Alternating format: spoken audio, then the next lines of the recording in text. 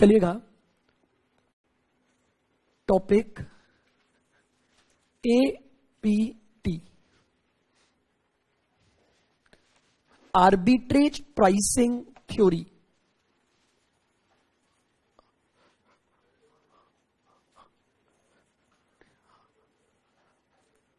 Arbitrage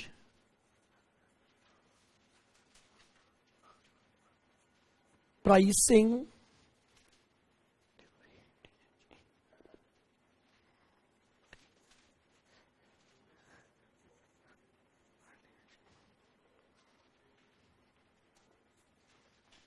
और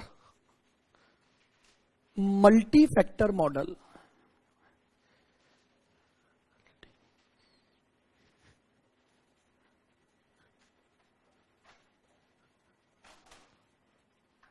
multi factor model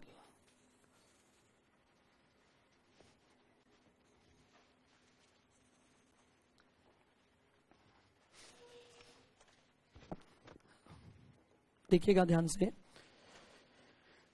basically जो APT model है, it is basically extension of the CAPM model. ये CAPM का केवल और केवल क्या है, एक्सटेंशन है। कैसे समझना, फिर हम उसको लिखेंगे। मुझे बताओ, सीएपीएम मॉडल में हमने बेसिकली ये पढ़ा था कि मार्केट की सभी रिस्की असेट को लेकर हम क्या बनाते हैं, एक पोर्टफोलियो बनाते हैं, which is known as market portfolio. वो मार्केट पोर्टफोलियो मार्केट में आने वाली सभी रिस्क को क्या कर लेता है, कवर कर लेता है। यानी मार्केट में जितनी भी रिस्क प्रिवेल कर रही है, उन सभी रिस्क को मिलाकर हमने एक पोर्टफोलियो बनाया, which is called as market portfolio. लेकिन प्रैक्टिकली क्या होता है, उस बात को समझना जो इस मॉडल ने कॉन्सेप्ट डेवलप किया। देखना ध्यान से। मान लेते हैं एक बार, ये है कंपनी ए लिमिटेड, ये एक कंपनी है बी लिमिटेड, ये एक कंपनी है सी लिमिटेड, और ये एक कंपनी है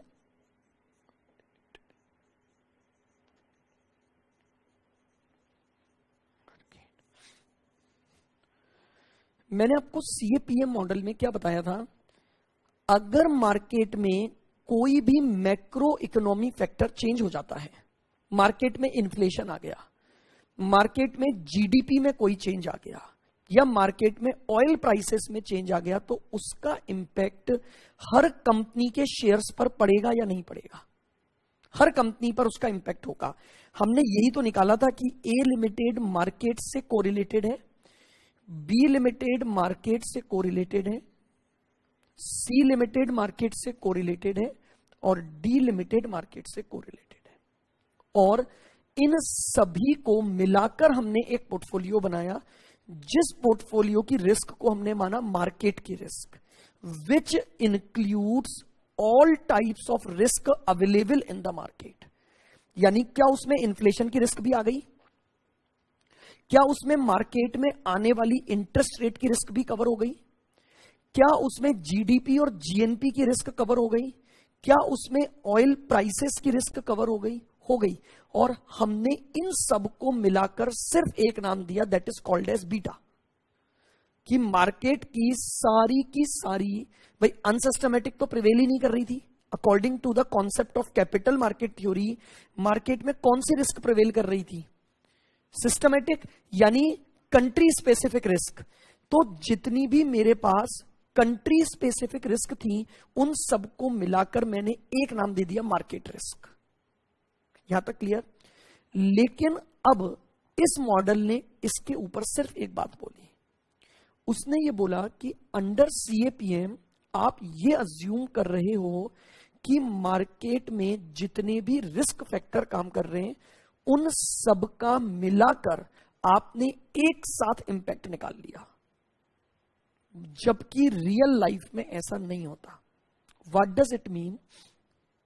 अच्छा, मुझे एक सिंपल से बात का जवाब दो। मार्केट में इन्फ्लेशन आ गया, क्या आपको लगता है कि इन्फ्लेशन का इंपैक्ट हर कंपनी पर पड़ेगा या नहीं पड़ेगा? पड़ेगा। लेकिन अब दूसरा क्वेश्चन, क्या इन्फ्लेशन का इंपैक्ट हर कंपनी पर इक्वल पड़ेगा, लेकिन आपने कैपिटल मार्केट थ्योरी में यही माना था। आप समझो, आपने कैपिटल मार्केट थ्योरी में हर चीज का कोरिलेशन केवल मार्केट के साथ निकाला। What does it mean? आपने ये माना कि हर कंपनी पर मार्केट के सभी मैक्रो इकोनॉमी फैक्टर का एक सा इंपैक्ट पड़ रहा है, जबकि ऐसा नहीं है।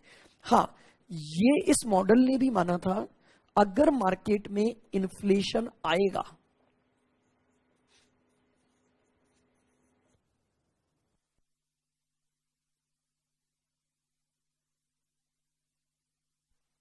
अगर मार्केट में इन्फ्लेशन आएगा तो चारों कंपनियों पर उसका इफेक्ट होगा, लेकिन इस कंपनी पर होने वाला इफेक्ट इस कंपनी पर होने वाले इफेक्ट से अलग होगा।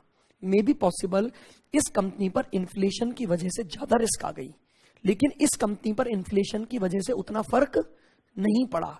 मार्केट में इंटरेस्ट रेट चेंज हुई,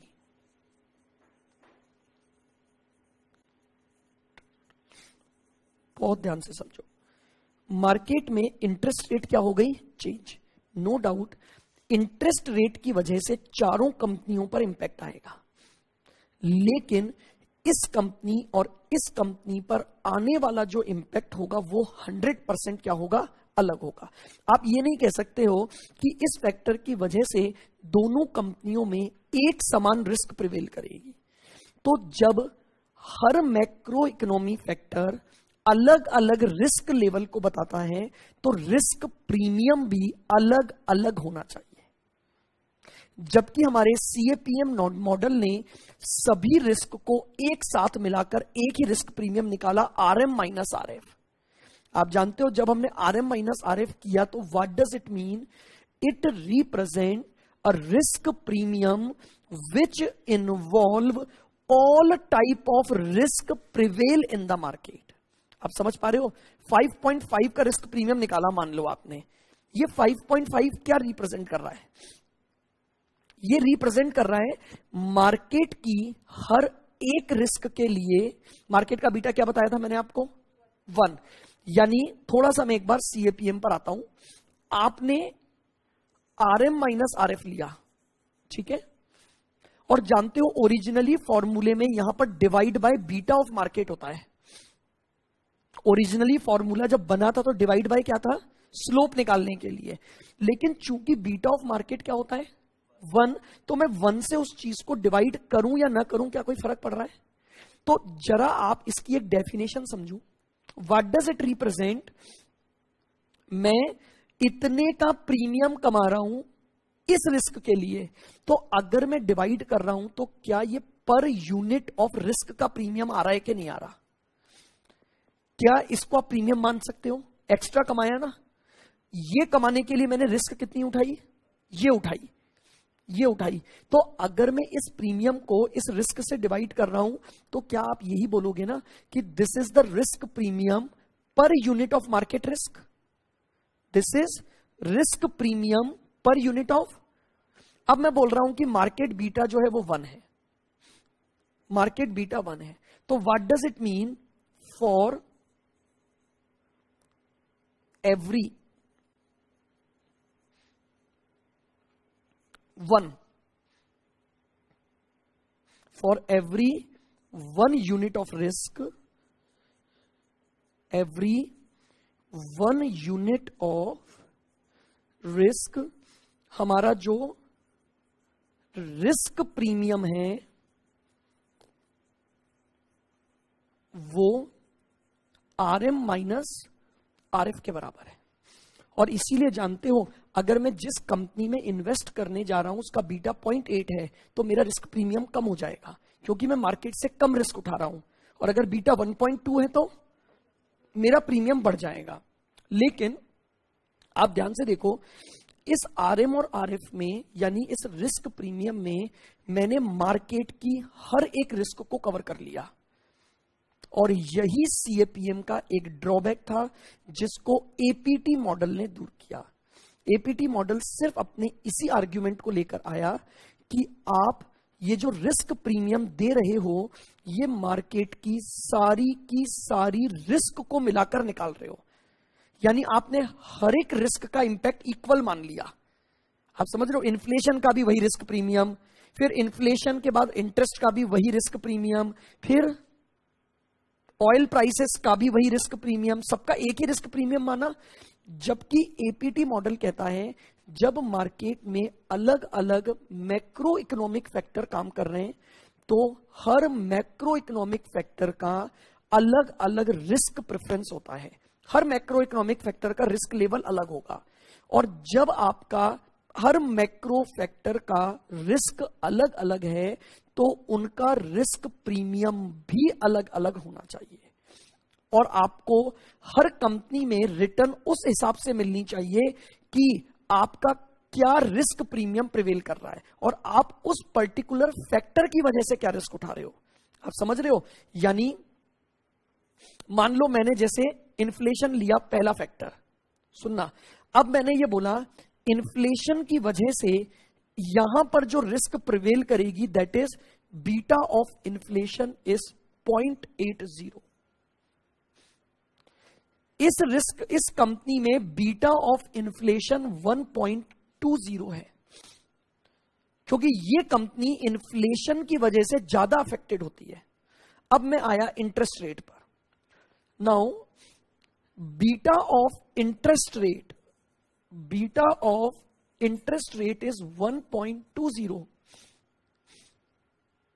व्हाट डज इट मीन?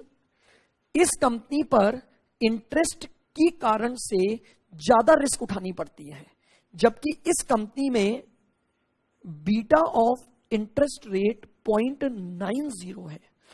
तो अब मुझे एक बात बताओ, इस फैक्टर का रिस्क प्रीमियम और इस फैक्टर की वजह से मिलने वाला बेनिफिट क्या इक्वल होना चाहिए, या आपको लगता है इसके वजह से तो कम मिलना चाहिए आपको रिटर्न और इसकी वजह से ज्यादा मिलना चाहिए?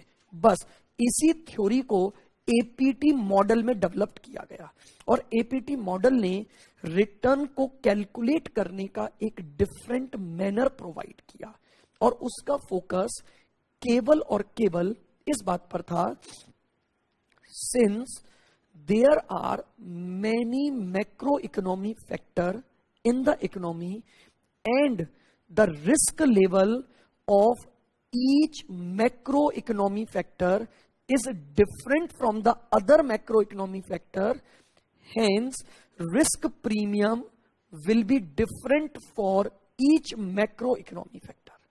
देखिएगा, थोड़ा सा इसको मैं रीड आउट करता हूं लिखवाने के बजाय।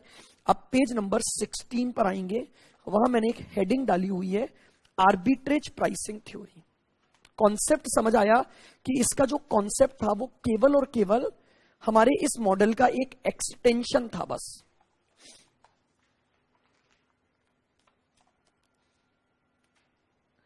बताइए, निकाल लिया क्या आपने?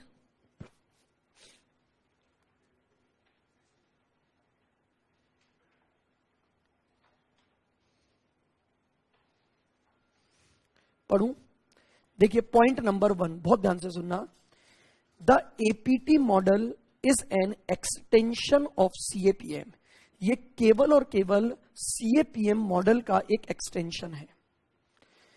The APT model is based upon the assumption that there are a few major macroeconomic factors that influence the security return। क्या बोल रहा है ये मॉडल कि मार्केट में कुछ major macro economic factor work करेंगे और वही मैक्रो इकोनॉमिक फैक्टर आपकी सिक्योरिटी की रिटर्न को क्या करेंगे? अफेक्ट करेंगे। In other words the APT holds that, सुनना, the expected return from a security is a linear function of various factors affecting the return from the security in the market. ये क्या बोल रहा है? किसी भी सिक्योरिटी की आप जो रिटर्न कैलकुलेट करोगे वो एक लीनियर फंक्शन होता है और उस लीनियर फंक्शन में कई सारे फैक्टर्स उस रिटर्न को क्या करेंगे? अफेक्ट करेंगे।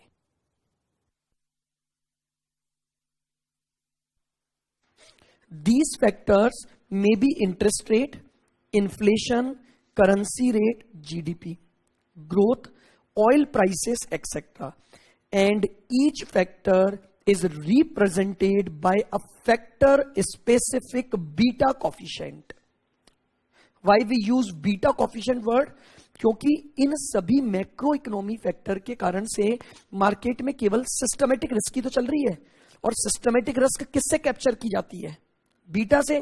बट ये मॉडल सिर्फ इतना सा बोल रहा था, हर मैक्रो फैक्टर का एक स्पेसिफिक बीटा कॉफिशिएंट होगा. आप अभी तक सीएपीएम में सभी मैक्रो इकोनॉमिक फैक्टर को लेकर एक सिंगल बीटा यूज कर रहे थे, लेकिन इसका कहना था कि सिंगल बीटा प्रिवेल नहीं करता है. हर एक रिस्क फैक्टर का क्या होगा? एक सेपरेट बीटा वर्क करेगा. आगे पढ़ूं, सुनना. The current price of asset can be determine using the APT model derived the expected rate of return. फिर इसने दूसरी बात क्या बोली? अगर आपको किसी भी सिक्योरिटी की प्राइस निकालनी है, तो प्राइस निकालने के लिए आप जो केई काम में लोगे, वो केई किस मॉडल से होनी चाहिए? एपीटी मॉडल से होनी चाहिए. अभी तक जानते हो हम क्या करते हैं? केई निकालने के लिए सिंपल फॉर्मूला यूज करते हैं, RF plus beta RM minus RF. CAPM से केई तो आती है, और इस केई का यूज करके we can compute the value of equity share. But ये मॉडल बोलता है आप वो गलत कर रहे हो. जब हर सिक्योरिटी की रिटर्न कई फैक्टर से इन्फ्लुएंस हो रही है, तो उन सभी फैक्टर के आधार पर एक्सपेक्टेड रेट ऑफ रिटर्न निकाली जानी चाहिए, और फिर उस रिटर्न पर बेस्ड इक्विटी शेयर की प्राइसिंग की जानी चाहिए. अभी मैं क्वेश्चन करवाऊंगा, हालांकि इसके क्वेश्चन नहीं आए हैं पेपर में, बट मैं आपको बहुत डिटेल में कि शेयर की प्राइस कैसे निकालूंगा इस मॉडल से, किस तरह से ये मॉडल आपको रिटर्न ऑफ पोर्टफोलियो निकलवा कर देगा, हम हर चीज को डिस्कस करेंगे, सुनेंगे. अगला point, this method is basically an alternative of CAPM. ये केवल और केवल सीएपीएम का एक ऑल्टरनेटिव है. Under CAPM we assume that expected return of a security is related to only one specific factor, that is market. हम यही मानते थे सीएपीएम में कि हमारी जो सिक्योरिटी की रिटर्न होगी वो केवल और केवल एक ही स्पेसिफिक फैक्टर से लिंक है, और वो स्पेसिफिक फैक्टर है मार्केट. जबकि APT assume that return is affected by the various macro factors such like interest rate and inflation. बोलो क्लियर है ये डिफरेंस? क्या बोला इसने? अगला पॉइंट, सीएपीएम, ये एक डिफरेंस भी बन गया, पता है आपको? अगर आप इनके पॉइंट्स को ध्यान से पढ़ोगे ना, तो ये सीएपीएम वर्सेस एपीटी के बीच के डिफरेंसेस को बता रहा है. CAPM consider effect of these factor in totality in form of market return, whereas APT consider these factors separately.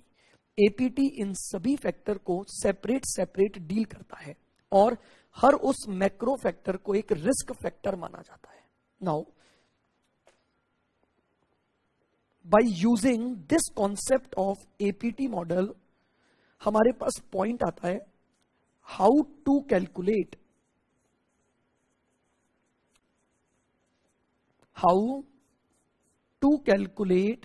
expected return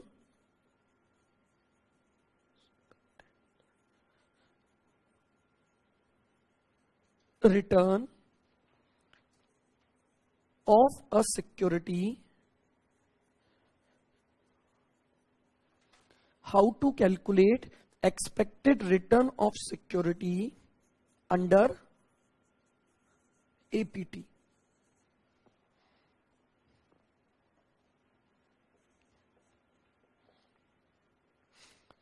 अगर इन सभी बातों को हम देखें तो एपीटी मॉडल क्या बोलता है? सुनना, expected return is equal to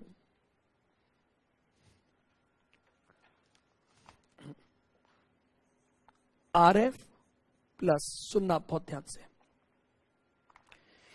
पहले रिस्क फैक्टर का बीटा. मान लीजिए पहला रिस्क फैक्टर था हमारा इन्फ्लेशन, तो इन्फ्लेशन का खुद का एक स्पेसिफिक बीटा होगा, multiply by delta of risk factor 1, that will be called as change in risk factor, that will be called as change in risk factor. Change का मतलब क्या हुआ? What we estimate and what actually performed in the market. समझना, मान लो मैं आपको ये कह रहा हूं कि, सुनना बहुत ध्यान से, मैंने सोचा था इन्फ्लेशन में 5% का चेंज आएगा, लेकिन इन्फ्लेशन में 7% का चेंज आ गया। तो मेरी सोच तो क्या थी? 5% की, लेकिन मार्केट में चेंज उस फैक्टर में कितना आ गया? तो what is the change in risk factor?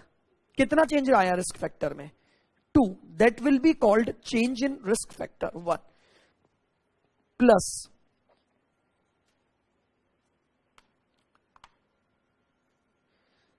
Beta 2, यानी दूसरे रिस्क फैक्टर का beta, into change in risk factor 2। दूसरा फैक्टर मान लीजिए इंटरेस्ट रेट थी, तो इंटरेस्ट रेट का beta into change in interest rate plus beta of 3 into change in risk factor 3 and so on.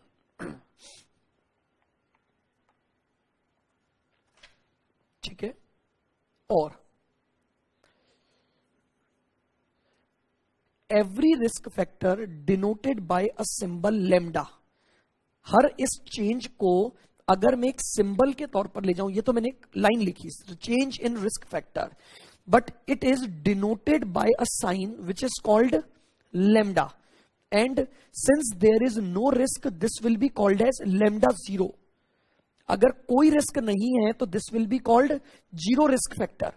तो जीरो रिस्क फैक्टर मतलब lambda 0, that will be called lambda 1, this will be called lambda 2। What is the meaning of lambda? Lambda only denote risk factor. तो यानी अगर मैं इस फॉर्मूले को लिखूं तो क्या लिखूंगा? E R is equal to, R F को लिखूंगा lambda 0 plus beta 1 into lambda 1 beta 2 into lambda 2 plus beta 3 lambda 3 and so on. This will be denoted by lambda.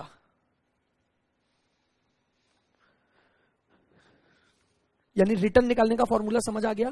This is our expected return under APT model. लेकिन अब एक और बात इसने APT model ने define की, यहां पर आरएफ का मतलब रिस्क फ्री से नहीं था। एक्चुअली में होता रिस्क फ्री है, बट वो रिस्क फ्री वो नहीं जो आप सीएपीएम मॉडल में पढ़ के आए। सीएपीएम मॉडल में तो हमने क्या पढ़ा था कि आरएफ का मतलब एक ऐसी रेट ऑफ रिटर्न है जो कि जीरो रिस्क पर काम करती है। बट एपीटी मॉडल से मार्केट का मैक्रो इकोनॉमी फैक्टर कोई भी ऐसा नहीं हो सकता जो जीरो रिस्क को बना दे। अगर मार्केट में कोई भी मैक्रो इकोनॉमिक फैक्टर चल रहा है तो there must be some risk. अब इन्होंने आरएफ को कैसे डिफाइन किया वो समझना। इन एपीटी मॉडल आरएफ का मतलब क्या था, मैं आपको ये समझा रहा हूं।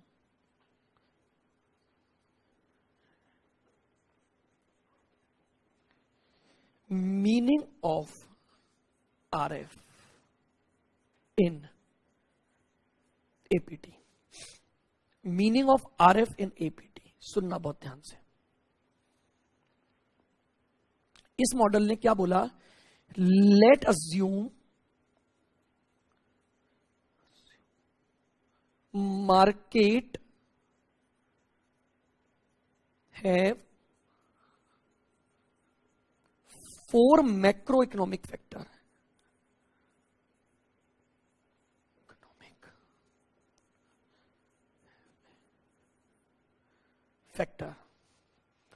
मार्केट में 4 मैक्रो इकोनॉमिक फैक्टर काम कर रहे हैं।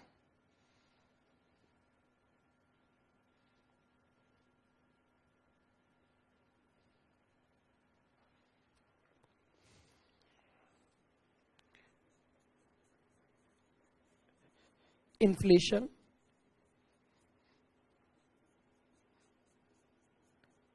इंटरेस्ट रेट,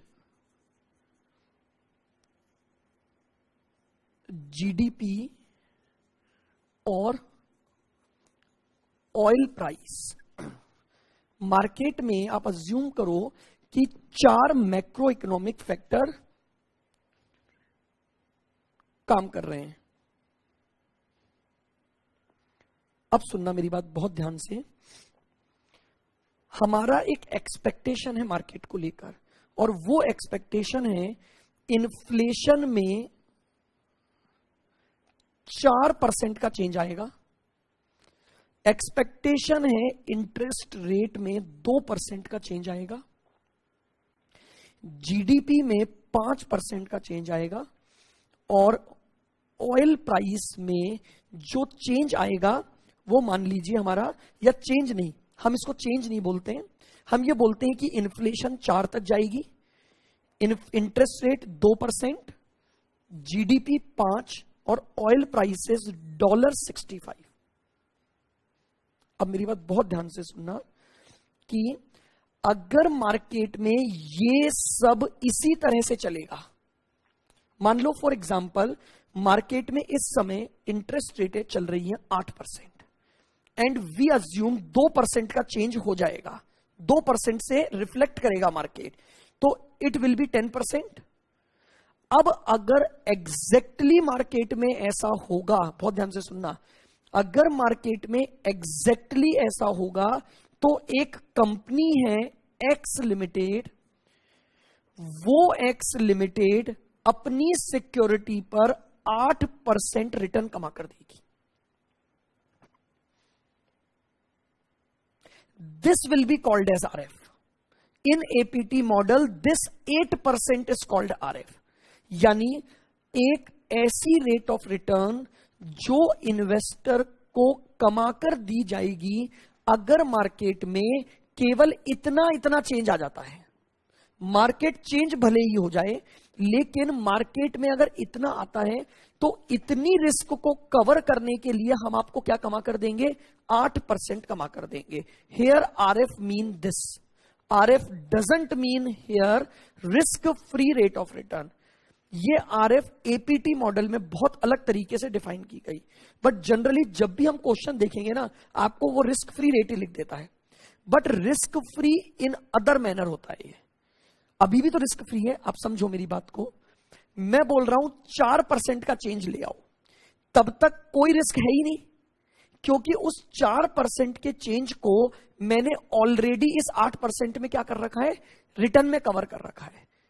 यानी अगर मार्केट में एग्जैक्टली यही होगा तो जो रिटर्न वो सिक्योरिटी कमा कर देगी वो रेट ऑफ रिटर्न क्या कहलाएगी, आरएफ। अब मुझे बताओ, चेंज 4 की जगह 6 हो जाए, अब आपको लगता है कि आपको 8 से ज्यादा मिलना चाहिए? आपकी रिस्क बढ़ गई, आप कहां तक मान के चले थे, 4, लेकिन चेंज कितना आ गया, 6 आ गया। तो क्या आपको लगता है कि आपको रिस्क उठानी पड़ी? रिस्क उठानी पड़ी तो आपको उसके लिए एडिशनल अमाउंट मिलना चाहिए। ऑयल की प्राइसेस 65 के बजाय $70 चली गई, क्या रिस्क आ गई मार्केट में? रिस्क आ गई ना मार्केट में, तो रिस्क की वजह से आपका फैक्टर चेंज हो गया। अगर ऑयल की प्राइसेस 60 चली गई, रिस्क आ गई क्या मार्केट में? नेगेटिव रिस्क आ गई, प्रीमियम कम हो जाएगा। आपने इस 65 तक की रिस्क को इसमें कवर किया हुआ है, अब जो प्राइसेस हैं वो गिरकर $60 पर आ गई, तो रिस्क कम हो गई ना। तो रिस्क कम हो गई तो नेगेटिव हो गया आपका अमाउंट, तो आपको नेगेटिव इंपैक्ट डालना पड़ेगा। तो हियर आरएफ मींस ये था। देखिए मैंने एक पॉइंट लिखा हुआ है, पढ़ना।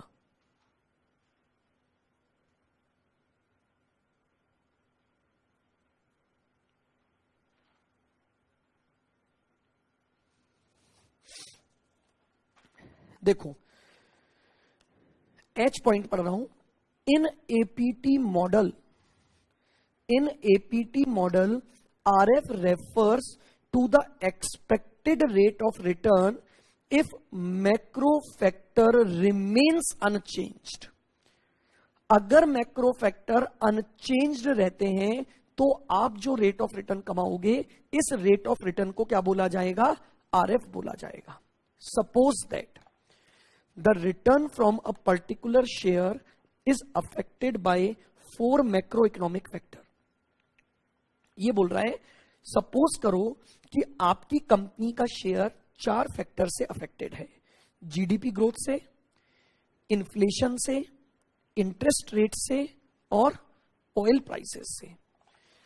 The expectation is that GDP will grow at 5%, inflation will be at 3%, interest rate will be at 7% and oil prices will be $60.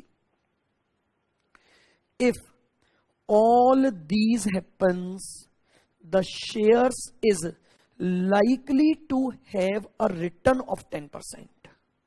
आप देख रहे हैं, मैंने यही बात यहां लिखी थी, यही समझाया मैंने आपको कि अगर मार्केट में ये मैक्रो इकोनॉमिक फैक्टर अनचेंज्ड रहकर यहीं तक रहें तो आपको इस कंपनी का शेयर क्या कमा कर देगा? 8% कमा कर देगा. This will be called as RF. देखो, if all these happens, the shares is likely to have a return of 10%. Thus, the 10% is known as RF. आगे पढ़ो. The remaining part of the formula represent the risk premium. The remaining part of the formula, यानी lambda 1 को छोड़ दो, क्योंकि lambda 1 ने तो क्या बताया? lambda 1 ने तो ये बताया अगर ये चेंज इसी पर्टिकुलर लेवल तक रहेंगे तो ये कमाओगे. This will be called RF. क्योंकि इसमें अभी रिस्क प्रीमियम नहीं आ सकता. भाई रिस्क प्रीमियम तो कब जुड़ता है? जब आप अपनी एस्टिमेटेड रिस्क के ऊपर तक जाओगे. जब मार्केट ये बोल रहा है 4% तक का इन्फ्लेशन तो इस रेट में कवर है ना, तो आपको उस बात में किस बात का प्रीमियम कब मिलेगा? जब आपके इन्फ्लेशन की रिस्क 4 के क्या जाएगी? बियॉन्ड. आगे पढ़ो, सुनना. The remaining part of the formula represent the risk premium. The lambda parameter represent change unit, सुनना, change in unit of macro factor that will affect the risk premium. ये क्या बोलना चाह रहा है कि ये पैरामीटर ये बोल रहा है आपके लैम्डा में जितना भी चेंज हो रहा है उतना चेंज आपके रिस्क प्रीमियम में आ जाना चाहिए. And beta 1, beta 2 represent the beta और द सेंसिटिविटी फैक्टर. बीटा ने बताया रिस्क को. उस रिस्क के लिए हर लैम्डा आपको यह बताना चाह रहा है इस मैक्रो फैक्टर की वजह से आपका क्या प्रीमियम होना चाहिए. फॉर एग्जाम्पल 4 से बढ़ के 6 हो गया तो इट मींस आपकी रिटर्न में इतना चेंज आ जाना चाहिए. लेकिन ये चेंज मार्केट के 1 पर आएगा, हर एक यूनिट के लिए आएगा. तो आपकी कंपनी में इन्फ्लेशन की वजह से केवल 0.8 का फर्क पड़ रहा है, तो क्या आपको पूरा 2% मिल जाना चाहिए या 1.6 मिलना चाहिए? वापस सुनना मैंने जो बोला. 4% आप मान के चले, 4% आप मान के चले, चेंज आ गया 6 का. कितना चेंज आया? आपकी सोच अकॉर्डिंग 2 का चेंज आया. लेकिन आपकी कंपनी पर इस इन्फ्लेशन की वजह से केवल 0.8 का ही बीटा आ रहा है. तो अगर आपके लिए 0.8 बीटा काम कर रहा है तो आपको 2 कैसे मिल सकता है? आपको कितना मिलना चाहिए? 2 into 0.8. मान लो इस कंपनी में इस इन्फ्लेशन की वजह से 1.2 बीटा चल रहा है. इस पर्टिकुलर फैक्टर का बीटा वो कितना चल रहा है? 1.2. तो क्या अब उस इन्वेस्टर को 2 की जो रिस्क आई इंटू कितना मिलना चाहिए? 1.2, यानी इनको प्रीमियम का कितना मिलना चाहिए, कितना हुआ, 2 इंटू 1.2, 2.4। तो बेसिकली बस एपीटी मॉडल का छोटा सा यही कॉन्सेप्ट था। इस मॉडल ने सिर्फ अपनी रिटर्न को कैलकुलेट करने का एक डिफरेंट मैनर दिया।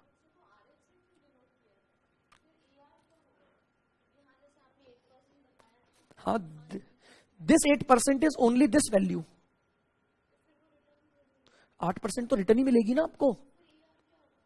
ईआर तो total return from the security.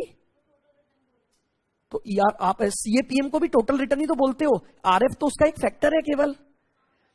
तो यहां पर भी आरएफ इज लैम्डा 0, बट यहां पर मैं समझाना चाह रहा हूं आरएफ का मतलब रिस्क फ्री नहीं है तो ये भी रिस्क की वजह से ही, लेकिन ये बोलना चाह रहा है हाँ एक अप टू एक सर्टेन रिस्क लेवल तक मिलेगा आपको, इसके बियॉन्ड जाओगे तो प्रीमियम मिलना चालू हो जाएगा। क्लियर बिल्कुल। तो this will be called as APT return. चलिए सबसे पहले हम करते हैं हमारे एग्जाम में जो क्वेश्चन आया एपीटी रिटर्न का, एंड देन फिर मैंने कुछ क्वेश्चंस फ्रेम कर रखे हैं कि जो आपको उसके कॉन्सेप्ट्स को और अंडरस्टैंड करवाएंगे।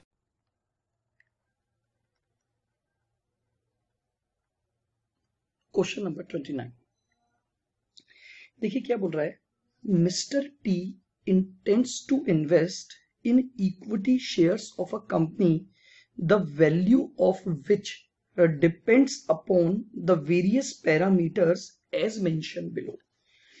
कुछ फैक्टर्स आपको दे रखे हैं, जीएनपी फैक्टर्स, इन्फ्लेशन का factor, interest rate, stock market index और इंडस्ट्रियल प्रोटेक्शन, उनकी बीटा वैल्यू दी हुई है, उनकी एक्सपेक्टेड वैल्यू दी हुई है और आपको उनकी एक्चुअल वैल्यू दी हुई है। अगर risk free rate of return 9.25% है तो ये आपसे पूछ रहा है कि आर्बिट्रेज प्राइसिंग थ्योरी के तहत आपके पास क्या रिटर्न कैलकुलेट होगी। तो देखिएगा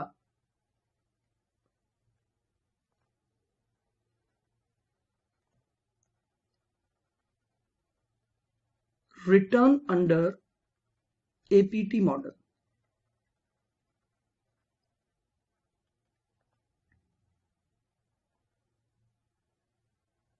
बताइए हमारा एपीटी मॉडल की रिटर्न का फॉर्मूला क्या था।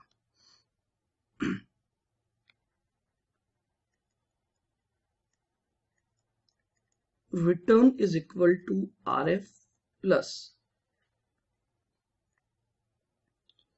change in risk factor 1 that is called lambda 1 into beta 1, change in risk factor 2 that is lambda 2 into beta 2 plus dot dot dot. This is the formula to calculate return under APT model। तो लीजिए अब हम सबसे पहले एक working करते हैं और सारे चेंजेस निकालते हैं फैक्टर वाइज। वर्किंग आपको दिया हुआ है factor, then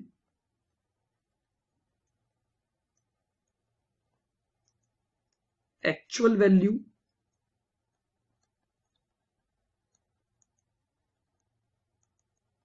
then expected value और चेंज। हम हर फैक्टर वाइज क्या निकाल लेंगे, लैम्डा की वैल्यू या चेंज की वैल्यू को कंप्यूट करेंगे। सबसे पहला फैक्टर है जीएनपी। जीएनपी की एक्चुअल वैल्यू 7.7 और एक्सपेक्टेड वैल्यू भी 7.7, तो चेंज आएगा नील का।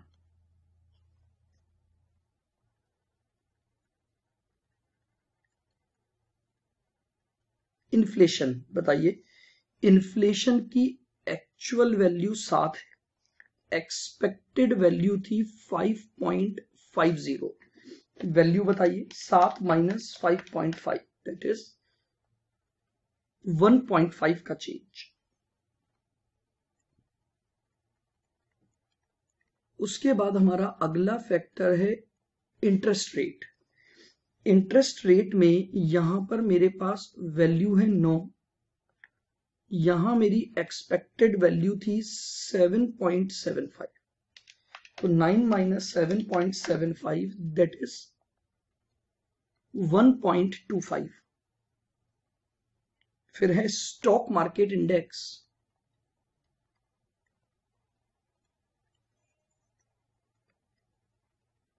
Stock market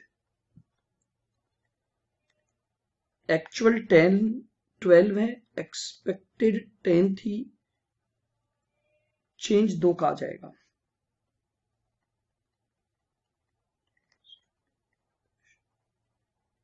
industrial production 7.5, 7 change 0.5। तो ये लीजिए, ये हमारे पास जितने भी फैक्टर्स थे हमने उन सभी के क्या निकाल लिए, चेंजेस निकाल लिए। हेंस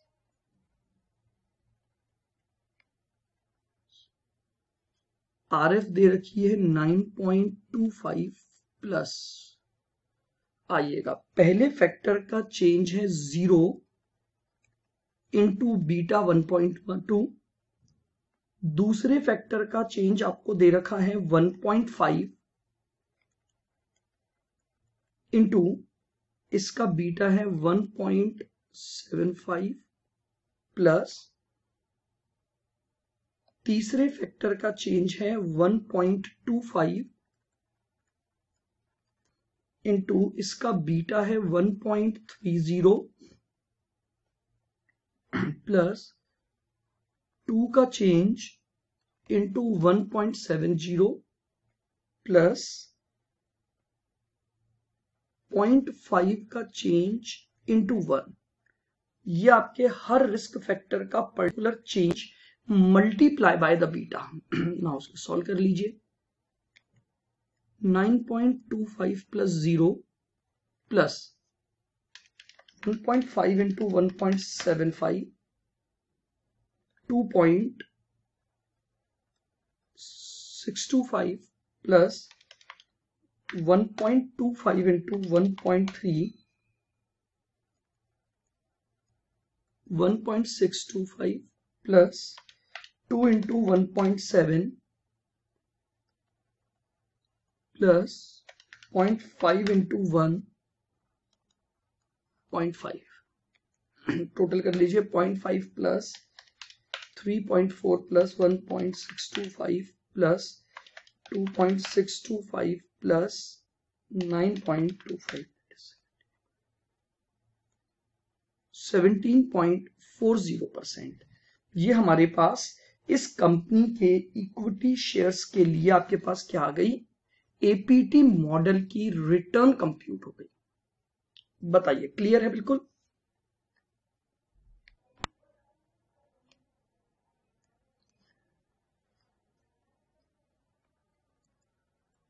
क्वेश्चन नंबर 55, देखिए क्या बोल रहा है, suppose that two factors have been identified for the US economy, the growth rate of the industrial production denoted by IP and the inflation rate IR.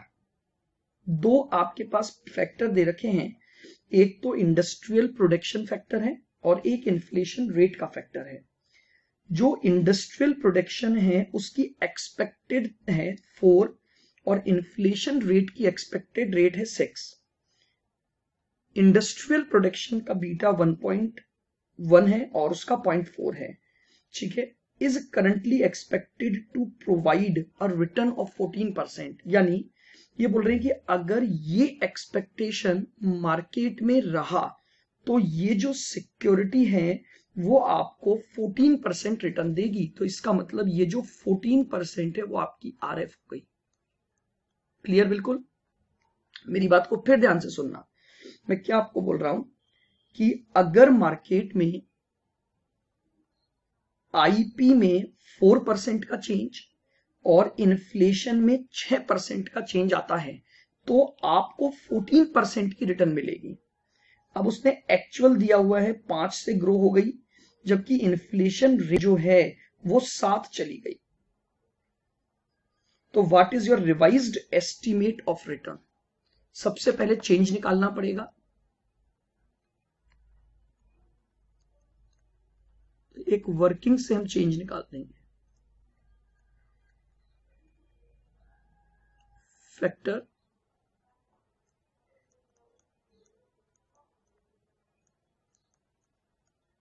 Actual value,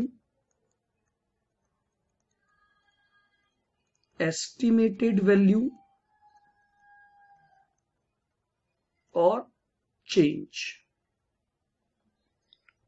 पहला factor है IP, industrial production.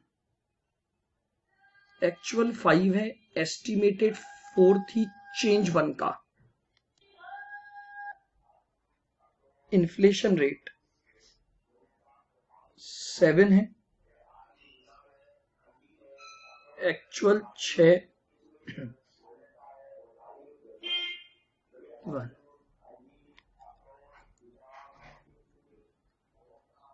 Hence 14 plus 1 into 1 plus 1 into 0.4, तो return आ जाएगी 15.40। 14 plus 1 plus 0.40, तो यानी APT model के तहत आपके पास जो रिटर्न आएगी वो रिटर्न कितनी आ गई? 15.40% आपकी इस सिक्योरिटी की रिटर्न हो जाएगी।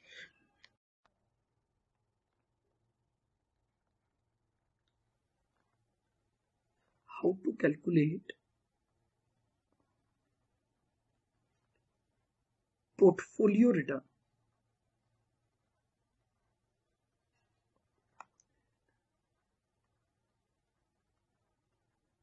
Portfolio return under APT model.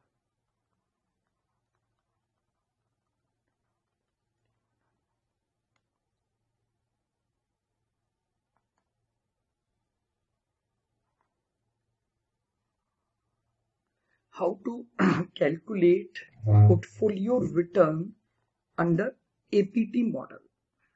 देखिएगा, as we know कि पोर्टफोलियो का मतलब है अ ग्रुप ऑफ सिक्योरिटी। अब अगर हमें एपीटी मॉडल का यूज कर पोर्टफोलियो की रिटर्न निकालनी है तो देखिएगा,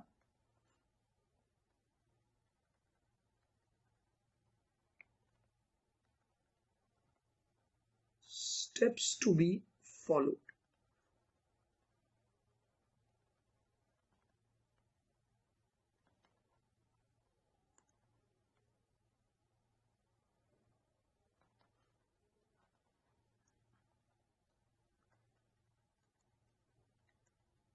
Step 1,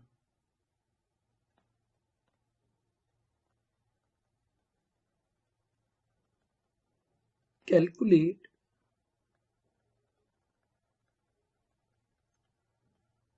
return of each security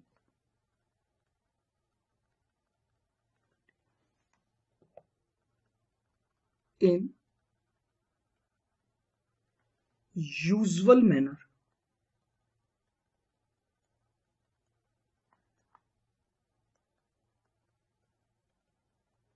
under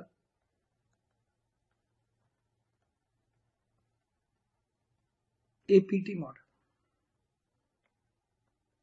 जैसे अगर आपको रिटर्न ऑफ ए सिक्योरिटी निकालनी है तो RF plus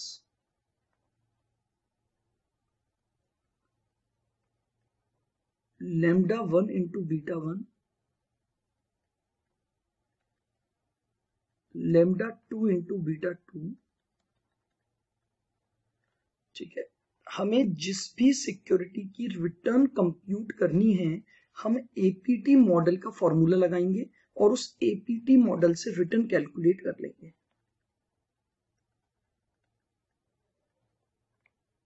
step 2,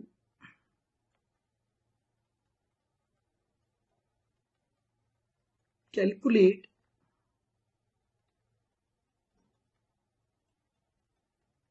weights of each security. Calculate weights of each security in usual manner. ठीक है, उसके बाद चूंकि हम एक पोर्टफोलियो की बात कर रहे हैं तो उस पोर्टफोलियो में जितनी भी सिक्योरिटीज आपको दे रखी हैं हमें उन सिक्योरिटीज के वेट फाइंड आउट करने पड़ेंगे.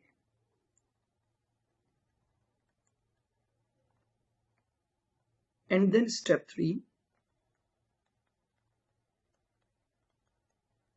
calculate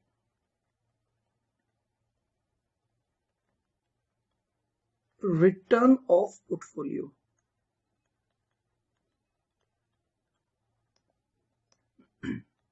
In usual manner.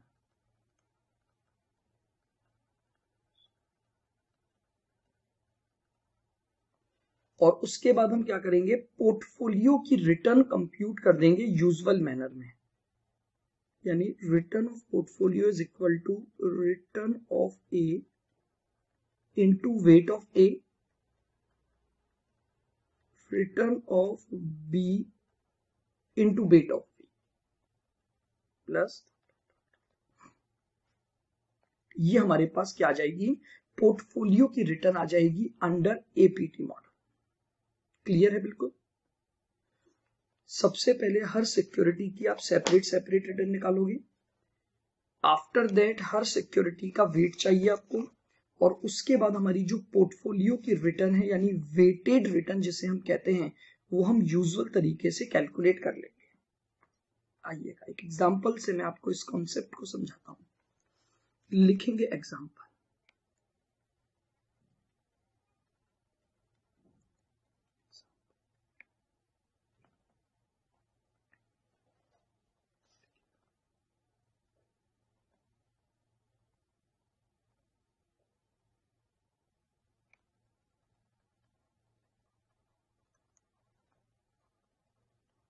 Information regarding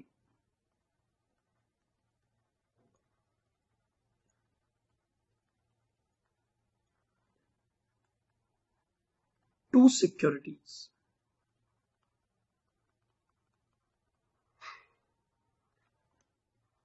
A and B are as under.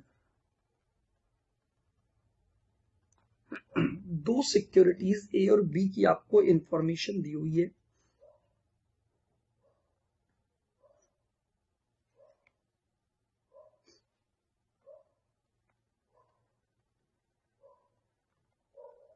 Macro factors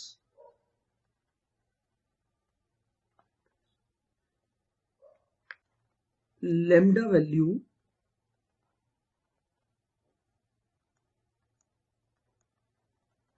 beta A security के और बीटा बी सिक्योरिटी के.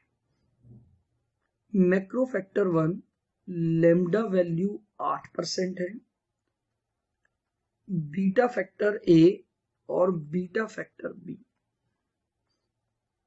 मैक्रो फैक्टर 2 लैम्डा वैल्यू 5% है, बीटा फैक्टर 1.10 और इसका beta factor 0.80. Macro economic factor है -4. Macro economic factor है -4, beta value 0.9 और beta value 1.2.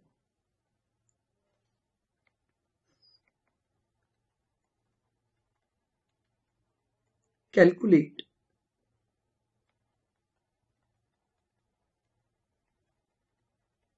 return of portfolio. Calculate return of portfolio assuming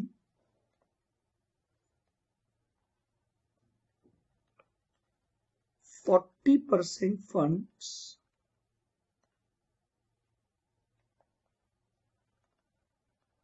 are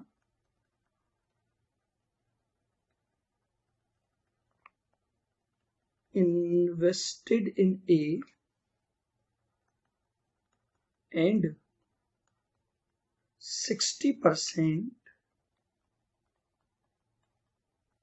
in B। ये example आप copy कर लेंगे। ये हमारे पास है एपीटी मॉडल के द्वारा एक पोर्टफोलियो की रिटर्न को कंप्यूट करना, जिस पोर्टफोलियो में हमारे पास जो ए सिक्योरिटी है उसमें 40% फंड इन्वेस्टेड है और जो बी सिक्योरिटी है उसमें 60% फंड इन्वेस्टेड है।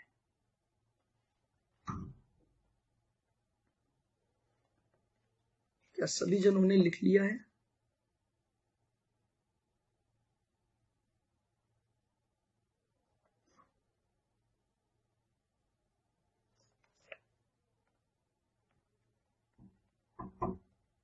सॉल्यूशन।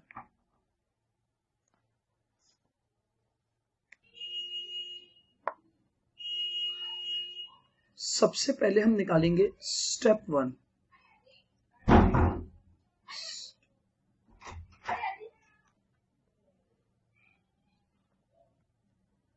चलिए सबसे पहले रिटर्न ऑफ ए सिक्योरिटी निकालेंगे। बताइए आरएफ कितनी लिखवाई? अच्छा आरएफ नहीं लिखवाई है, यहां पर आप लिख लेंगे आरएफ है 7%। आरएफ दे रखी है आपको 7%। 7 चेंज इन फैक्टर 8 इंटू इसका बीटा है 0.60 plus 5 into 1.10 minus 4 into 0.90। 7 plus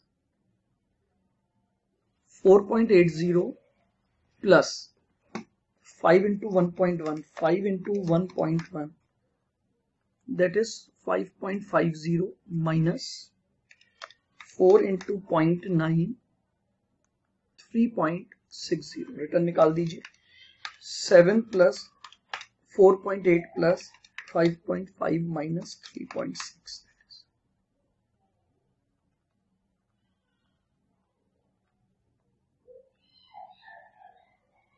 Return of B security 7 plus 8 into 0.90 plus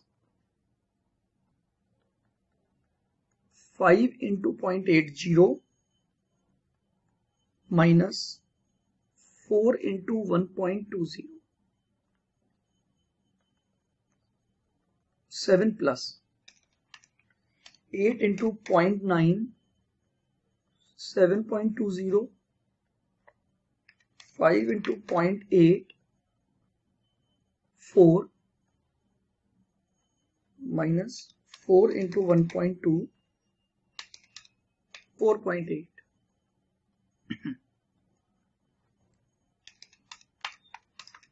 7 plus 7.2 plus 4 minus 13.40%।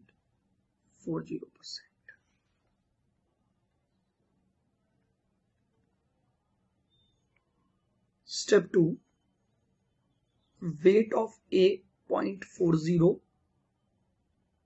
और weight of B है 0.60।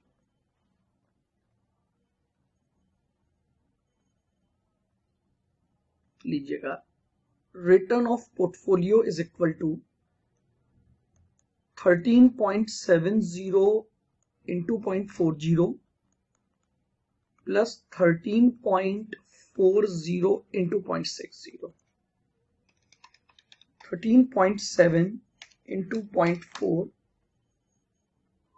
5.48 plus 13.4 into 0.6, 8.04।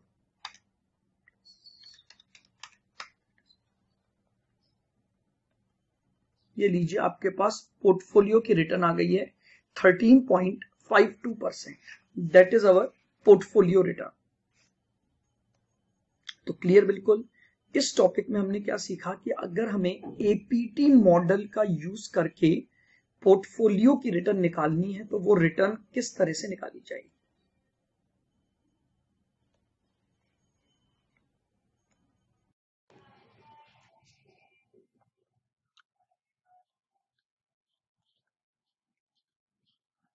टॉपिक है how to calculate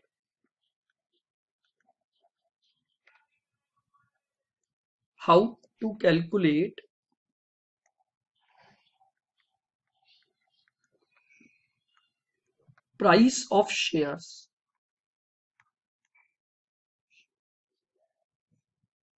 oblique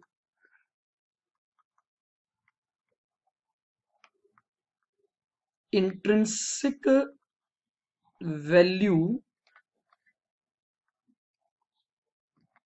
per share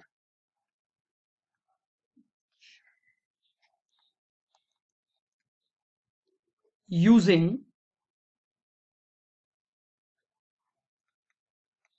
APT model. चलिएगा underline कर लेंगे. हमें निकालनी है प्राइस ऑफ शेयर या जिसको हम बोलते हैं इंट्रिंसिक वैल्यू पर शेयर. ठीक है, आइएगा. If we want to no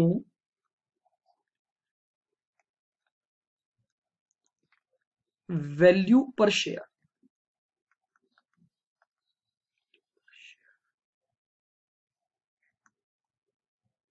by using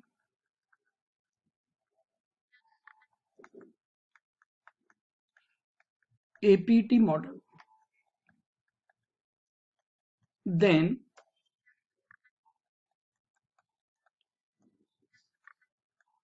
in place of KE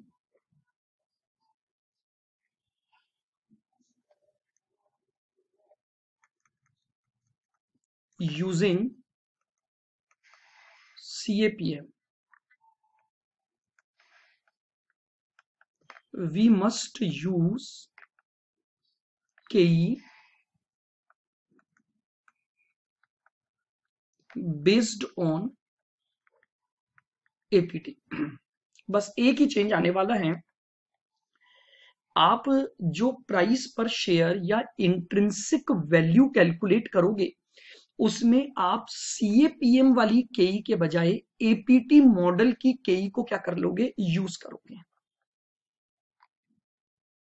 लिखिएगा स्टेप्स टू बी फॉलोड. आइएगा हमें क्या स्टेप्स फॉलो करनी है हम वो देखते हैं.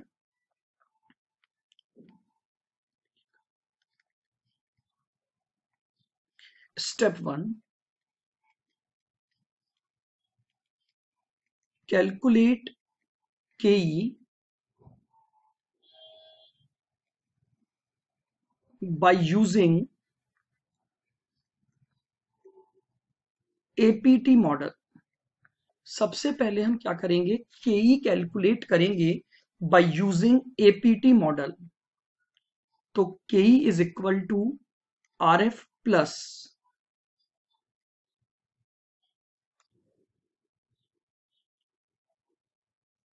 lambda 1 into beta 1 lambda 2 into beta 2 dot dot dot. ये लीजिए सबसे पहले हमने क्या किया, APT मॉडल का यूज करेंगे और उससे हम कैलकुलेट कर लेंगे अपनी KE. आइएगा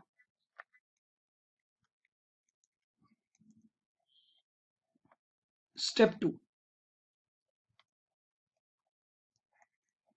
calculate intrinsic value per share using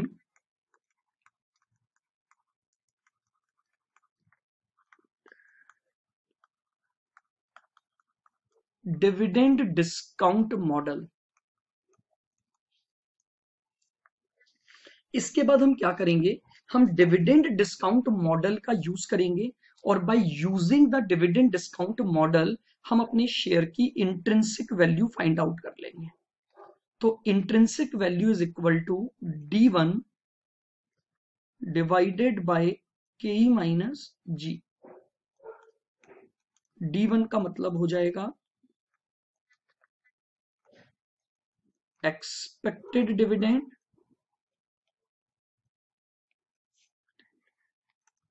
जो निकाला जाता है D0 1 प्लस G से,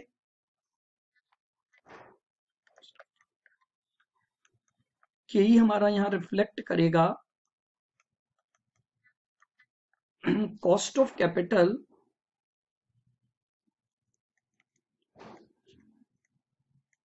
थ्रू APT और G हमारे पास है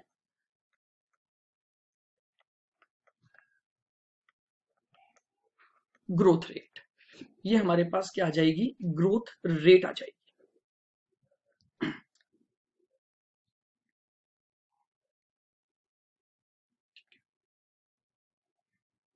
G निकाली भी जा सकती है B into R।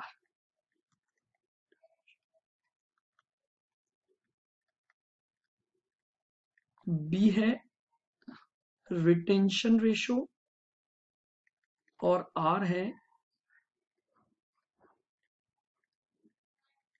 Return on investment.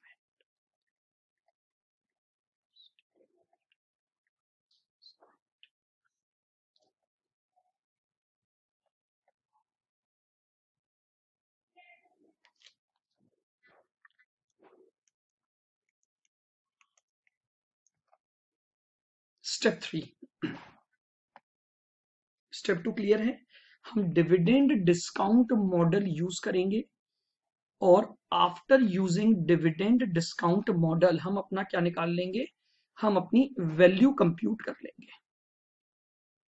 Next step 3,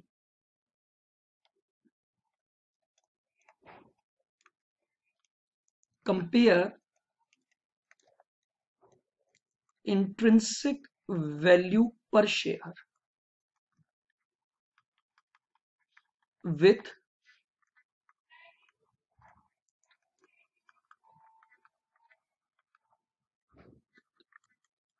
current market price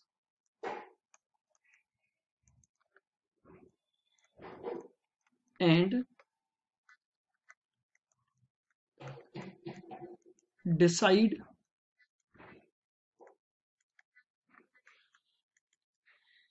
strategy for sale oblique hold the shares, hold the shares। अब हमने जो इंट्रिंसिक वैल्यू कंप्यूट की है, हम उस इंट्रिंसिक वैल्यू को किससे कंपेयर कर लेंगे, अपनी करंट मार्केट प्राइस से कंपेयर कर लेंगे और उसके बाद उसको सेल करने या होल्ड करने का डिसीजन लेंगे। If intrinsic value is higher than current market price, अगर आपकी जो इंट्रिंसिक वैल्यू है वो ज्यादा है करंट मार्केट प्राइस से, तो होल्ड।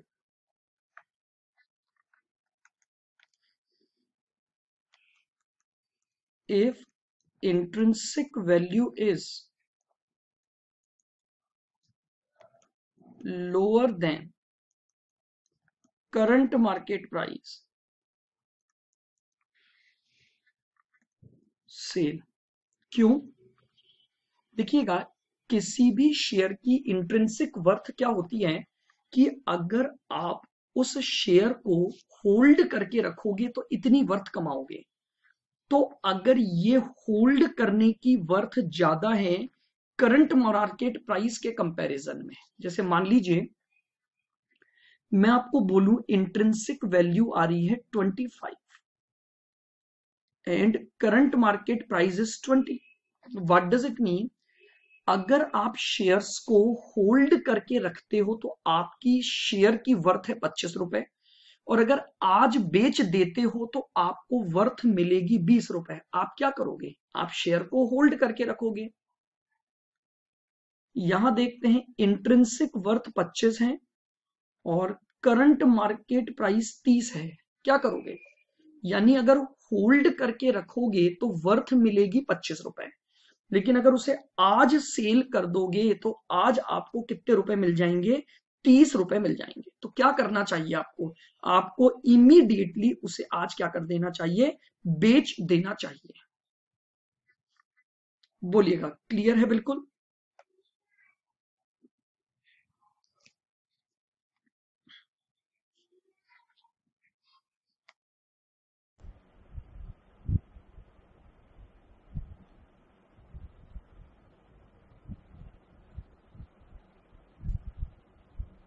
एग्जाम्पल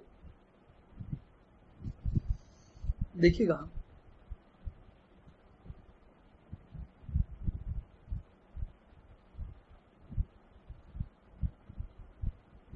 आपको ग्रोथ रेट दे रखी है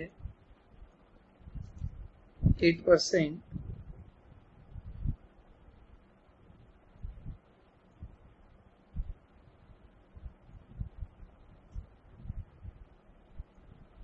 dividend just paid ₹5 और RF भी हमें दे रखी है 8%।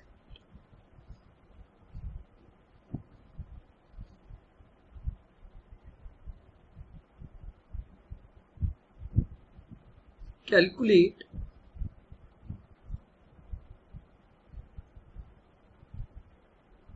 intrinsic value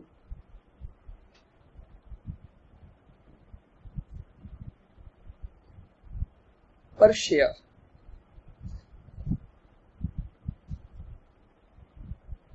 using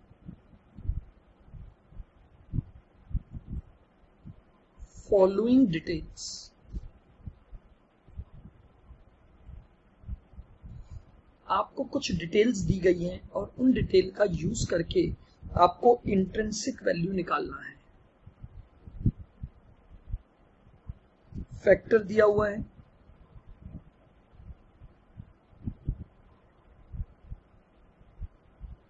lambda value दी हुई है और बीटा दिया हुआ है। फैक्टर 1 लैम्डा 15% है, बीटा 0.54 है। Factor 2 15% 0.67, factor 3 0.02%, beta 0.1। ये सारा डेटा आपको क्वेश्चन में दिया हुआ है।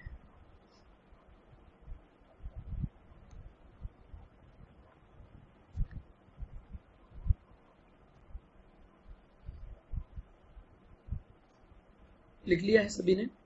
ग्रोथ रेट 8% है, डिविडेंड जस्ट पेड 5 है, RF 8% है, इंट्रिंसिक वैल्यू निकालनी है by using the following details. आइए यही मैं इसका सॉल्यूशन करता हूं।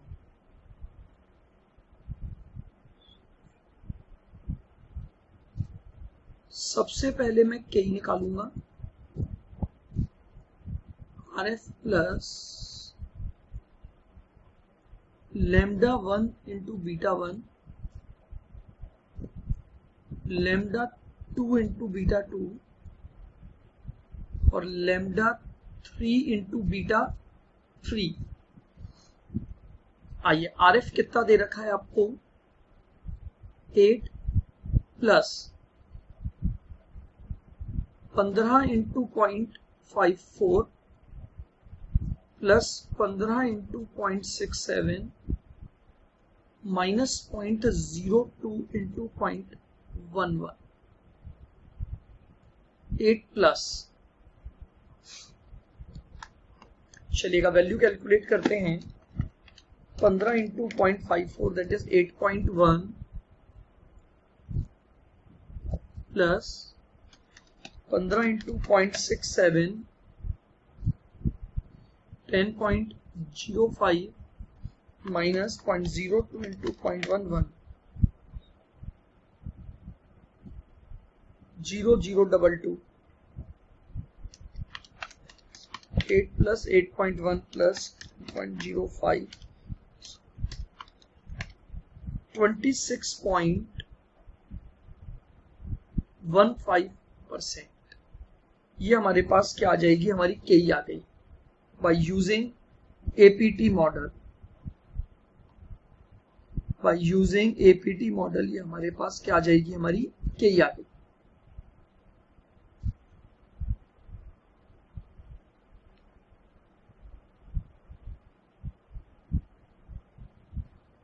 Intrinsic value per share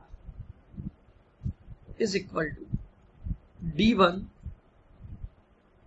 divided by K minus G। D1 कितना आ जाएगा, आपका डिविडेंड जस्ट पेड है 5 रुपए, तो 1.08 divided by 0.265 minus 0.08 5 into 1.08 5.40 0.2615 minus 0.08 0.1814 5.4 divided by 0.18।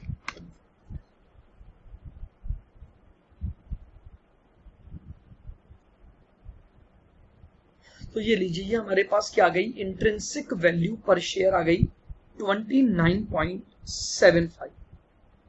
That is intrinsic value per share.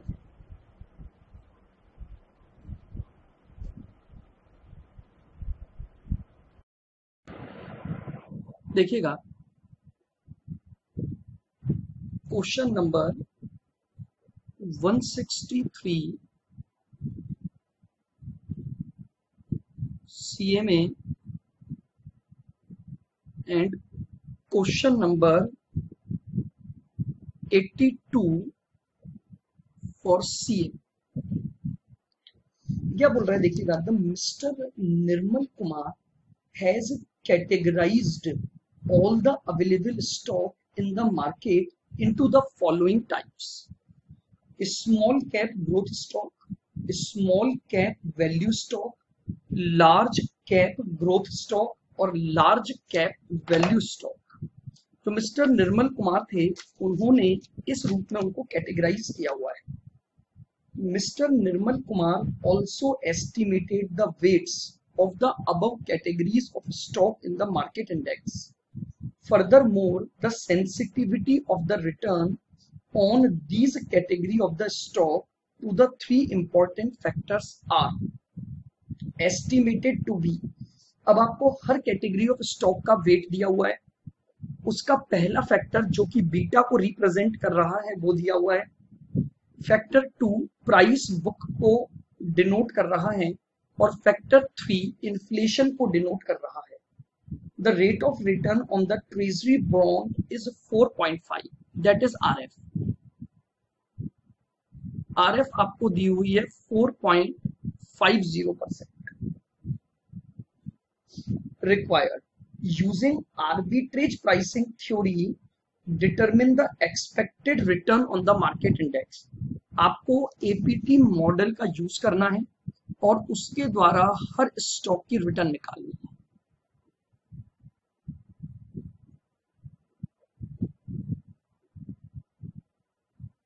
return of stock using APT.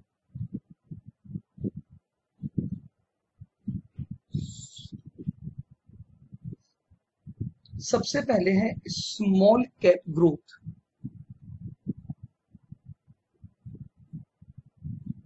Small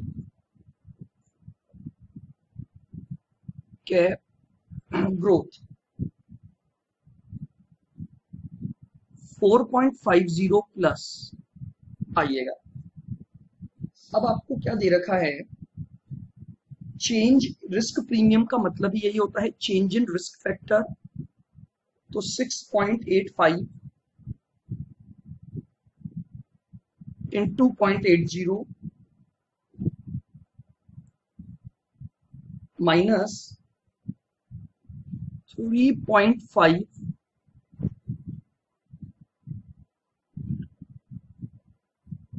into 1.39 plus 0.65 into 1.35। इसको solve कर लीजिए। 4.5 plus 6.85 into 0.8 5.48 3.5 into 1.39 4.865 plus 0.65 into 1.35 that is 0.8775। Value निकाल लीजिए। 0.8775 plus 5.48 plus 4.5 minus 4.86 तो return आ जाएगी 5.9925%। ये हमारे पास small cap growth की क्या आ गई, रिटर्न आ गई। नेक्स्ट है small cap value.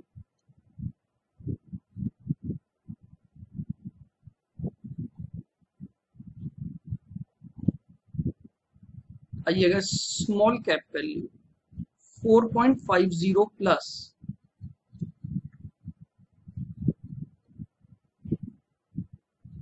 6.85 into 0.90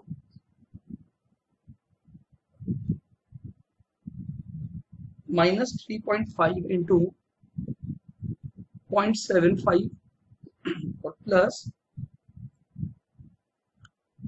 0.65 into 1.25। Solve करिए। 4.5 plus 6.85 into 0.9 6 minus 3.5 into 0.75 2.625 plus 0.65 into 1.25 that is 8125। Solve कर लीजिए कितना आ गया। 4.5 plus 6.165 minus 8.8525।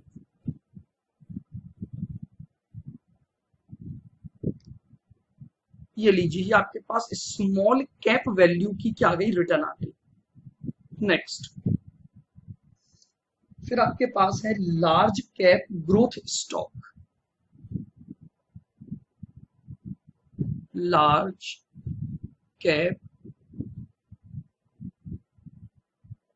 Growth stock 4.50 plus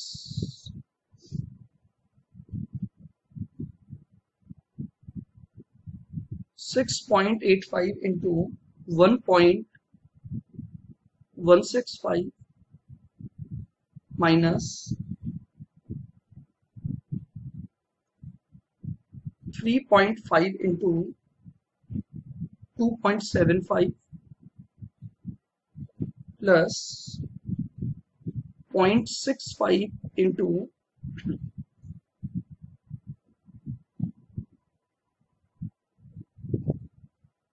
8.65,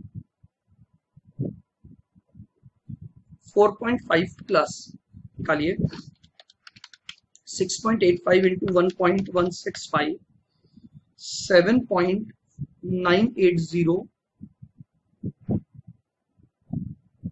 minus 3.5 into 2.75, 9.625 plus 0.65 into 8.65, 5.4.5 plus 7.980 minus 9.625 plus 5.622, 8.4775%। ये लीजिए हमारे पास लार्ज कैप ग्रोथ स्टॉक की return आ गई। फिर है large cap value stock, large cap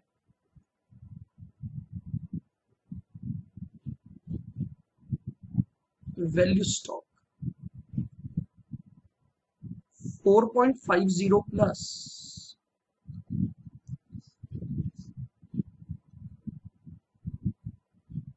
6.85 into 0.85 minus 3.5 into 2.05 plus 0.65 into 6.7, 4.5 plus 6.85 into 0.85, that is 5.8225 minus 3.5 into 2.05,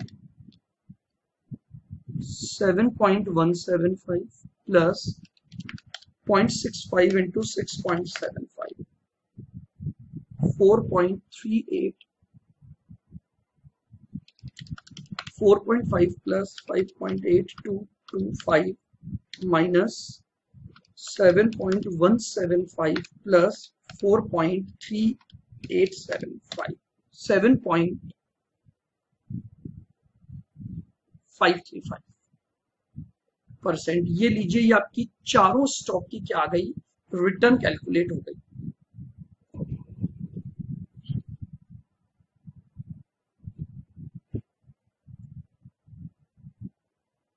चलिएगा, portfolio return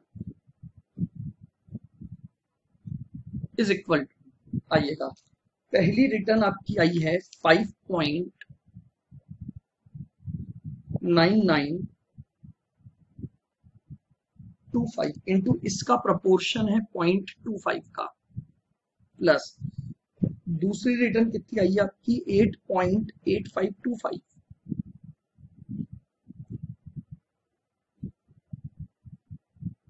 into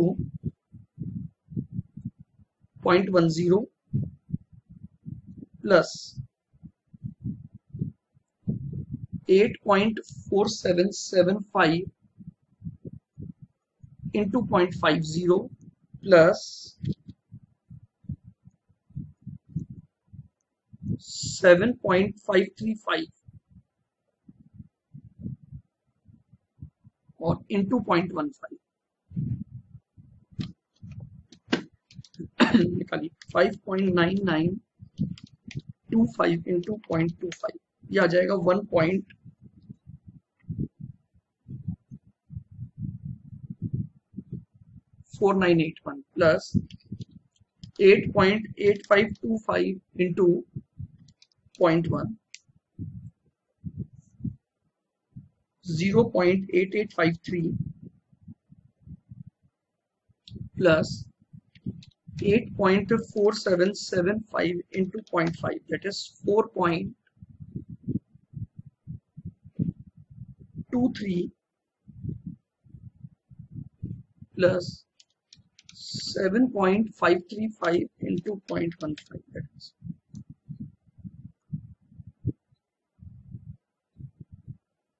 ये लीजिएगा, अब सॉल्व कर लीजिए इसको।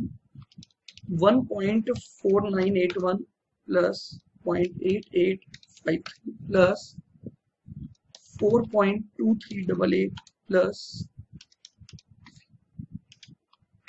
7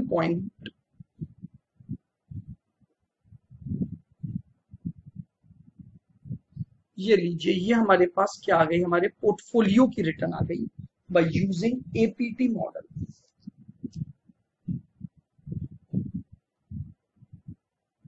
चलिएगा, अब बी क्वेश्चन क्या मांगा है सुनना ध्यान से। Using CAPM determine the expected return on market index. आइए,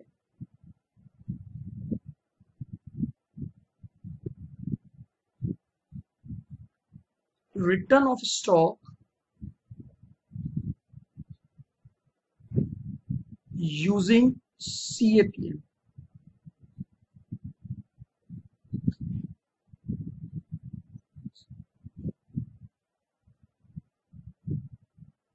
RF plus beta into risk premium.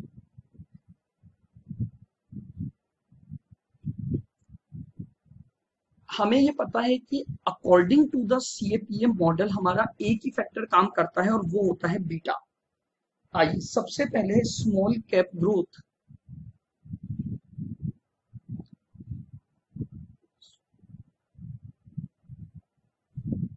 आइएगा, स्मॉल कैप ग्रोथ 4.50 प्लस इसका बीटा कितना दे रखा है इनटू रिस्क प्रीमियम है 6.85। तो लीजिए 4.5 प्लस 6.85 इंटू 0.8 5.48 9.98 आपके पास पहले स्टॉक की रिटर्न आ गई।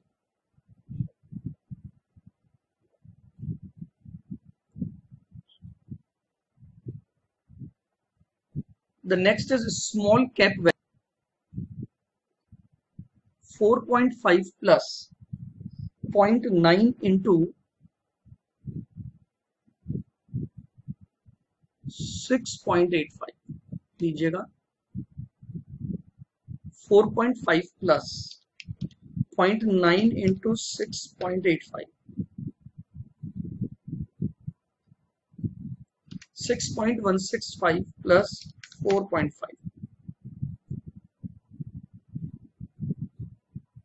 10.665%।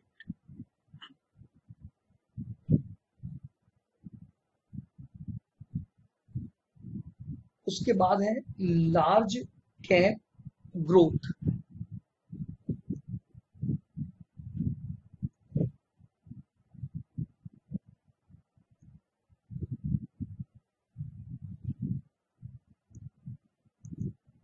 Four point five plus beta है 1.165 into 6.85। 4.5 plus 1.165 into 6.85, that is 7.98। 4.5 plus 7.98, that is 12.48%। and the last one is large cap value.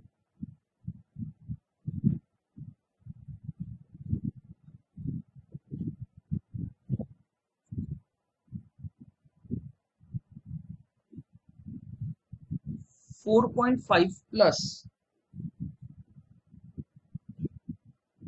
0.85 into 6.85।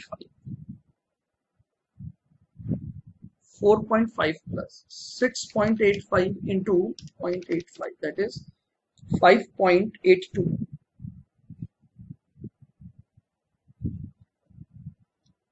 5.82 plus 4.5, 10.3।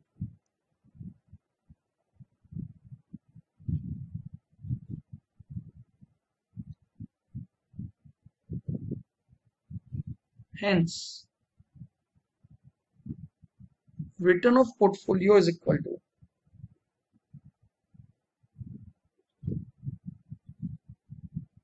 9.98 into 0.25 plus 10.665 into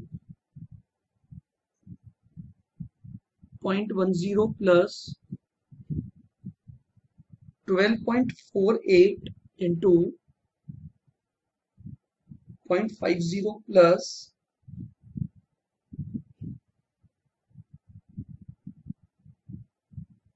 10.32 into 0.15. Solve कर लीजिए 9.98 into 0.25 that is 2.495 plus 10.665 into 0.1 1.0665 plus 12.48 into 0.5 that is 6.24 plus 10.32 into 0.15 that is 1.548. 6.24 plus 1.0665 plus 11.349. ये लीजिए, अगर हम CAPM model use करते हैं तो according to the CAPM model ये हमारे पास क्या आ जाएगी, रिटर्न आ जाएगी।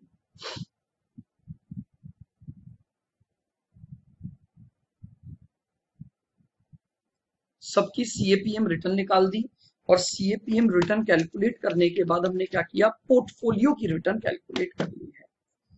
आइएगा क्वेश्चन नंबर C देखेंगे, सुनेंगे बहुत ध्यान से, ये क्या बोल रहा है। Mister Nirmal Kumar wants to construct a portfolio using small cap value. एक पोर्टफोलियो बनाना चाहते हैं, इसमें एक तो ये लेंगे स्मॉल कैप वैल्यू,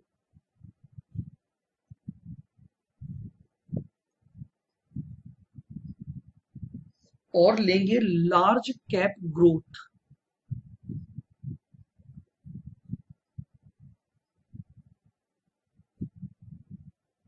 ठीक है, इन दोनों को लेकर ये एक पोर्टफोलियो बनाना चाहते हैं जिसका बीटा 1 होना चाहिए, जिसका बीटा 1 होना चाहिए। तो आपको ये बताना है कि उस पोर्टफोलियो का कंपोजिशन कैसे होगा, यानी आपको वेट्स कैलकुलेट करने हैं। तो लीजिए, लेट अमाउंट इन्वेस्टेड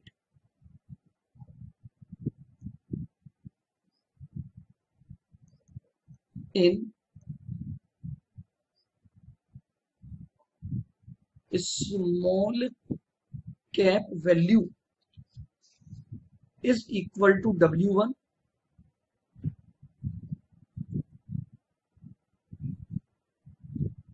और amount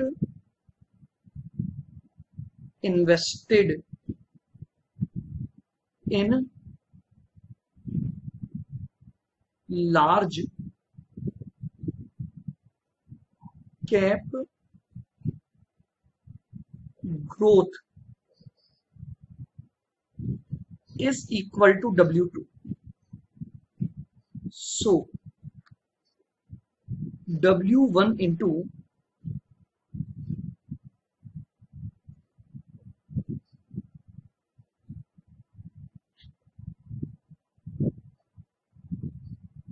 (0.90) plus W2 into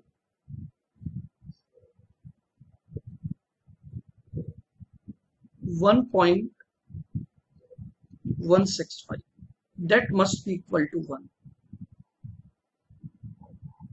ये हो जाएगा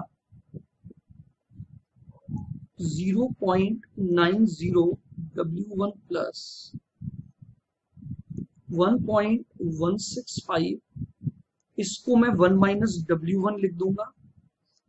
भाई W2 को मैं क्या लिख सकता हूं, 1 minus W1, 0.90 W1 plus 1.165 minus 1.165 W1 is equal to 1. 1.165 minus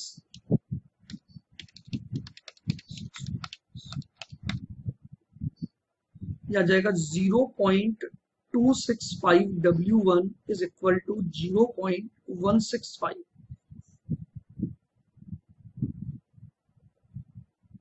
तो W1 हो जाएगा 0.165 divided by 0.265.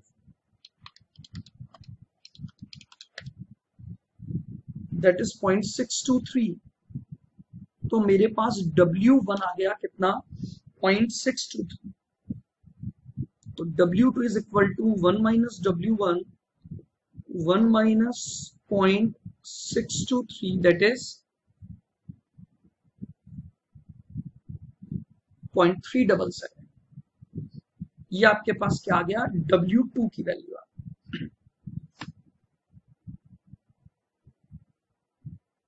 लिख देंगे। हेंस लिख लें, बस कुछ नहीं किया हमने, वेट्स अज्यूम कर लिए और हमने वेटेड बीटा, क्योंकि पोर्टफोलियो बीटा निकालना है तो पोर्टफोलियो बीटा के लिए आपको वेटेड बीटा का फॉर्मूला लगाना है। लिख देंगे hence for getting desired beta of 1,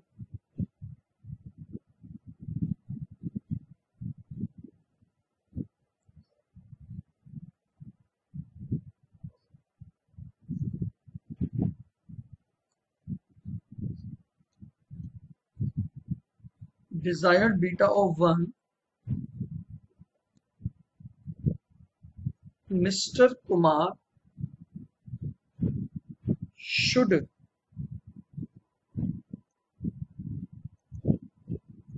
invest 62.3% in small cap value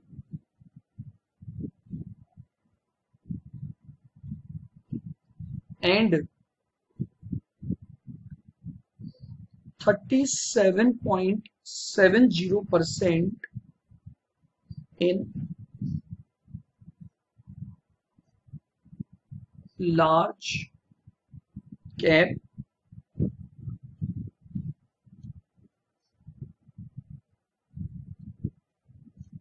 growth stock. ये लिखा, ये हमारे पास इस क्वेश्चन का आंसर हो गया।